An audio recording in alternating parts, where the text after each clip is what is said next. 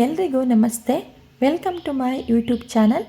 ಇವತ್ತಿನ ವಿಡಿಯೋದಲ್ಲಿ ಇನ್ಸ್ಟೆಂಟಾಗಿ ಮಾಡ್ಕೋಬೋದಾದ ರಾಗಿ ದೋಸೆ ಹಾಗೂ ಸಿಂಪಲ್ಲಾಗಿ ತೆಂಗಿನಕಾಯಿ ಚಟ್ನಿನ ಯಾವ ರೀತಿ ಮಾಡೋದು ಅಂತ ತಿಳಿಸ್ಕೊಡ್ತಾ ಇದ್ದೀನಿ. ರಾಗಿ ದೋಸೆ ಹಾಗೂ ಈ ತೆಂಗಿನಕಾಯಿ ಚಟ್ನಿ ಸೂಪರ್ ಕಾಂಬಿನೇಷನ್. ಮಿಸ್ ಮಾಡದೆ ಈ ವಿಧಾನದಲ್ಲಿ ಒಂದು ಸಲ ಟ್ರೈ ಮಾಡಿ ನೋಡಿ. ಬನ್ನಿ ತಡ ಮಾಡದೆ ಯಾವ ರೀತಿ ಮಾಡೋದು ಅಂತ ನೋಡ್ಕೊಳ್ಳೋಣ. ಮೊದಲು ನಾನಿಲ್ಲಿ ಚಟ್ನಿನ ರೆಡಿ ಮಾಡ್ಕೊಳ್ತಾ ಇದ್ದೀನಿ. ಚಟ್ನಿನ ರೆಡಿ ಮಾಡ್ಕೊಳ್ಳೋದಕ್ಕೆ ಒಂದು ಚಿಕ್ಕ ಬೌಲ್ನಲ್ಲಿ 1 ಕಪ್ ಆಗೋಷ್ಟು ತೆಂಗಿನಕಾಯಿ ತುರಿನ ಮಿಕ್ಸರ್ ಜಾರ್ಗೆ ಸೇರಿಸಿ ಈ ರೀತಿ ಕ್ರಾಸಾಗಿ ಗ್ರೈಂಡ್ ಮಾಡ್ಕೊಂಡಿದ್ದೀನಿ. ನಂತರ ಇದಕ್ಕೆ ಅರ್ಧ ಕಪ್ ಆಗೋಷ್ಟು ಉರಿಗಡ್ಲೆ, 2 ಹಸಿಮೆಣಸಿನ್ಕಾಯಿ, ಸ್ವಲ್ಪ ಕೊತ್ತಂಬರಿ ಸೊಪ್ಪು, ರುಚಿಗೆ ತಕ್ಕಷ್ಟು ಉಪ್ಪು, ಇದನ್ನು ರುಬ್ಬಲಿಕ್ಕೆ ಅವಶ್ಯಕತೆ ಇರೋಷ್ಟು ನೀರು, ಇಷ್ಟು ಪದಾರ್ಥಗಳನ್ನ ಸೇರಿಸ್ಕೊಂಡು ನಾನಿಲ್ಲಿ ಚಟ್ನಿನ ಗ್ರೈಂಡ್ ಮಾಡ್ಕೊಳ್ತಾ ಇದ್ದೀನಿ. ನೋಡಿ, ಇಷ್ಟೇ, ವೆರಿ ಸಿಂಪಲ್, ತುಂಬಾ ಕಮ್ಮಿ ಪದಾರ್ಥಗಳಿಂದ ಮಾಡ್ಕೊಂಡಿರುವಂತಹ ಚಟ್ನಿ ಇದು. ಟೇಸ್ಟ್ ಅಂತೂ ಸೂಪರಾಗಿರುತ್ತೆ. ನೀವು ಹೋಟೆಲ್ಗಳಲ್ಲಿ ಉದ್ದಿನ ವಡೆ ಜೊತೆ ತಿಂದಿರ್ತೀರಲ್ವ, ಅದೇ ರೀತಿಯಾಗಿರುವಂತಹ ಚಟ್ನಿ ರೆಸಿಪಿ ಇದು. ಒಂದು ಸಲ ಮಿಸ್ ಮಾಡದೆ ಟ್ರೈ ಮಾಡಿ ನೋಡಿ. ಈಗ ರೆಡಿಯಾಗಿರುವಂತಹ ಚಟ್ನಿಗೆ ನಾನಿಲ್ಲಿ ಒಗ್ಗರಣೆನ ಮಾಡ್ಕೊಳ್ತಾ ಇದ್ದೀನಿ. ಒಗ್ಗರಣೆ ಮಾಡಲಿಕ್ಕೆ ಒಂದು ಚಿಕ್ಕದಾಗಿರುವಂತಹ ಪ್ಯಾನ್ ಇಟ್ಕೊಂಡು ಇದಕ್ಕೆ 1 ಸ್ಪೂನ್ ಆಗೋಷ್ಟು ಎಣ್ಣೆನ ಸೇರಿಸ್ಕೊಳ್ತಾ ಇದ್ದೀನಿ.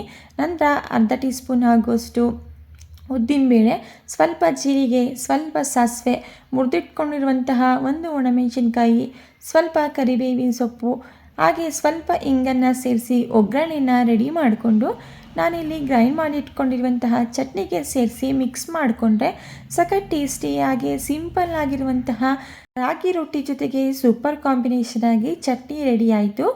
ಈಗ ಇದನ್ನು ಪಕ್ಕಕ್ಕಿಟ್ಕೊಂಡು ರಾಗಿ ದೋಸೆನ ಮಾಡ್ಕೊಳ್ಳೋಣ. ಬನ್ನಿ ಯಾವ ರೀತಿ ಮಾಡೋದು ಅಂತ ನೋಡೋಣ. ರಾಗಿ ದೋಸೆನ ಮಾಡಲಿಕ್ಕೆ ಮೊದಲು ನಾನಿಲ್ಲಿ ಒಂದು ಮಿಕ್ಸರ್ ಜಾರ್ಗೆ 1 ಕಪ್ನಲ್ಲಿ ಅಳತೆ ಮಾಡಿಕೊಂಡು 1 ಕಪ್ ಆಗೋಷ್ಟು ನಾನಿಲ್ಲಿ ರಾಗಿ ಹಿಟ್ಟನ್ನು ಸೇರಿಸ್ಕೊಳ್ತಾ ಇದ್ದೀನಿ. ನಂತರ ನಾನಿಲ್ಲಿ ಅದೇ ಕಪ್ನಲ್ಲಿ ಅರ್ಧ ಕಪ್ ಆಗುವಷ್ಟು ರವೆನ ಸೇರಿಸ್ಕೊಳ್ತಾ ಇದ್ದೀನಿ. ನೀವಿಲ್ಲಿ ಮೀಡಿಯಮ್ ರವೆ ಅಥವಾ ಚಿರೋಟಿ ರವೆ ಯಾವುದನ್ನಾದರೂ ಸಹ ಸೇರಿಸ್ಕೋಬೋದು. ಹಾಗೆ 1/4 ಕಪ್ ಆಗುವಷ್ಟು ಅಕ್ಕಿ ಹಿಟ್ಟು, ಇದ್ರ ಜೊತೆಗೆ ರುಚಿಗೆ ತಕ್ಕಷ್ಟು ಉಪ್ಪು, ಹಾಗೆ ನಾನಿಲ್ಲಿ ಸ್ವಲ್ಪ ಅಡುಗೆ ಸೋಡಾನ ಸೇರಿಸ್ಕೊಳ್ತಾ ಇದ್ದೀನಿ. ಜಾಸ್ತಿ ಸೇರಿಸ್ಕೊಳ್ಳೋದು ಬೇಡ, ಜಸ್ಟ್ ಲೈಟಾಗಿ ಸೇರಿಸ್ಕೊಂಡ್ರೆ ಸಾಕು.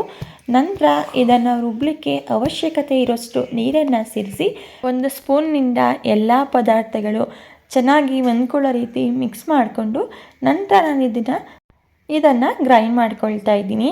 ಎಷ್ಟು ನೈಸಾಗಿ ಇದನ್ನು ಗ್ರೈಂಡ್ ಮಾಡಲಿಕ್ಕೆ ಸಾಧ್ಯನೋ ಅಷ್ಟು ನೈಸಾಗಿ ಇದನ್ನು ಗ್ರೈಂಡ್ ಮಾಡ್ಕೋಬೇಕಾಗುತ್ತೆ. ಈಗ ಇದು ಆಗಿದೆ, ನೀವಿಲ್ಲಿ ನೋಡ್ತಾ ಇರ್ಬೋದು. ನೋಡಿ, ಈ ಕನ್ಸಿಸ್ಟೆನ್ಸಿಲಿ ನಾನು ರಾಗಿ ಹಿಟ್ಟಿನ ದೋಸೆ ಬ್ಯಾಟರ್ನ ಗ್ರೈಂಡ್ ಮಾಡ್ಕೊಂಡಿದ್ದೀನಿ. ಇದು ಸ್ವಲ್ಪ ಗಟ್ಟಿ ಆಯಿತು. ಅದಕ್ಕೆ ನಾನಿಲ್ಲಿ ಒಂದು ಅರ್ಧ ಕಪ್ ಆಗುವಷ್ಟು ನೀರನ್ನು ಮಿಕ್ಸರ್ ಜಾರ್ಗೆ ಸೇರಿಸಿ ಅದನ್ನು ಸೇರಿಸ್ಕೊಂಡು ಈ ದೋಸೆ ಬ್ಯಾಟರ್ ಜೊತೆ ಚೆನ್ನಾಗಿ ಮಿಕ್ಸ್ ಮಾಡ್ಕೊಳ್ತಾ ಇದ್ದೀನಿ. ನಾವು ನಾರ್ಮಲ್ಲಾಗಿ ದೋಸೆನ ಯಾವ ರೀತಿ ಮಾಡ್ತೀವಿ ನೋಡಿ, ಅದೇ ಕನ್ಸಿಸ್ಟೆನ್ಸಿಲಿ ಈ ದೋಸೆ ಬ್ಯಾಟರ್ ಇರಬೇಕು. ನೋಡಿ, ಈಗ ಇದು ರೆಡಿ ಆಯಿತು.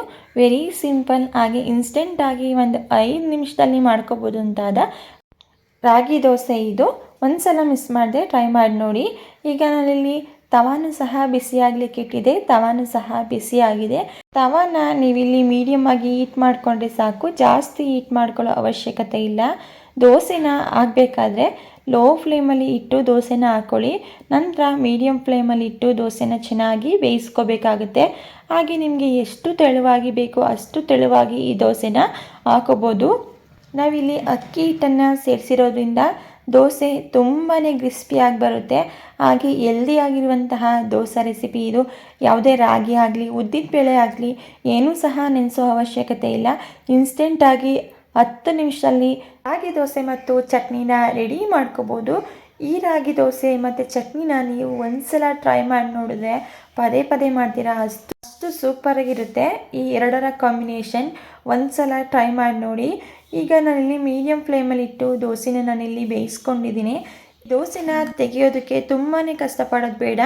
ದೋಸೆ ಬೆಂದ ನಂತರ ತಾನಾಗಿಯೇ ತವಾಯಿಂದ ರಿಮೂವ್ ಆಗಿಬಿಡುತ್ತೆ. ಜಸ್ಟ್ ನಂತರ ಇದನ್ನು ತಿರುಗಿಸ್ಕೊಂಡು ಎರಡೂ ಕಡೆ ಚೆನ್ನಾಗಿ ಹದವಾಗಿ ಇದನ್ನು ಬೇಯಿಸ್ಕೊಳ್ಳೋದು ಅಷ್ಟೇ.